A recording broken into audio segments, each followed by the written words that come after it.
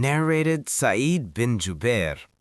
I said to Ibn Abbas, Nauf al-Baqali claims that Moses, the companion of Khadr, was not the Moses of Bani Israel, but he was another Moses.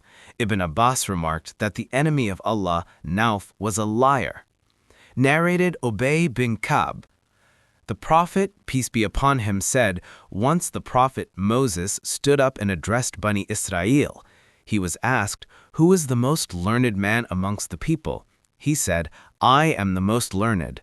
Allah admonished Moses as he did not attribute absolute knowledge to him, Allah, so Allah inspired to him, at the junction of the two seas there is a slave amongst my slaves who is more learned than you. Moses said, O my Lord, how can I meet him? Allah said, take a fish in a large basket and proceed, and you will find him at the place where you will lose the fish. So Moses set out along with his servant boy, Yusha bin Nun, and carried a fish in a large basket till they reached a rock, where they laid their heads, i.e., lay down and slept. The fish came out of the basket, and it took its way into the sea, as in a tunnel. So it was an amazing thing for both Moses and his servant boy. They proceeded for the rest of that night and the following day.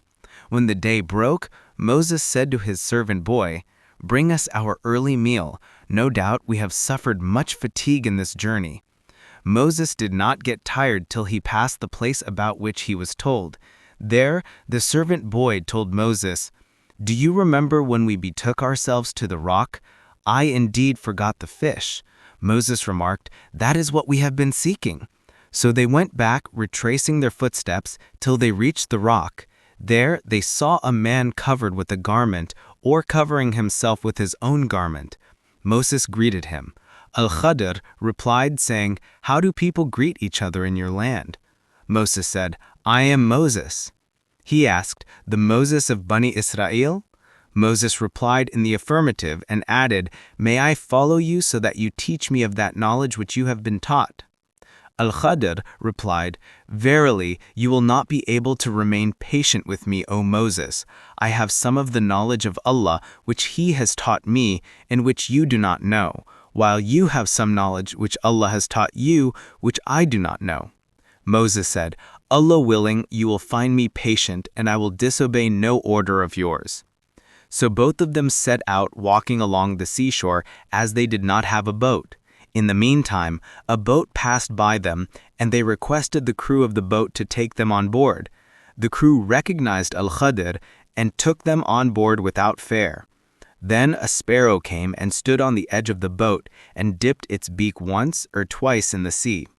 Al-Khadr said, O Moses, my knowledge and your knowledge have not decreased Allah's knowledge except as much as this sparrow has decreased the water of the sea with its beak.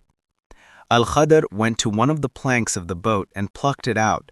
Moses said, these people gave us a free lift, but you have broken their boat and scuttled it, so as to drown its people. Al-Khadr replied, didn't I tell you that you will not be able to remain patient with me? Moses said, call me not to account for what I forgot. The first excuse of Moses was that he had forgotten. Then they proceeded further and found a boy playing with other boys. Al-Khadr took hold of the boy's head from the top and plucked it out with his hands, i.e., killed him.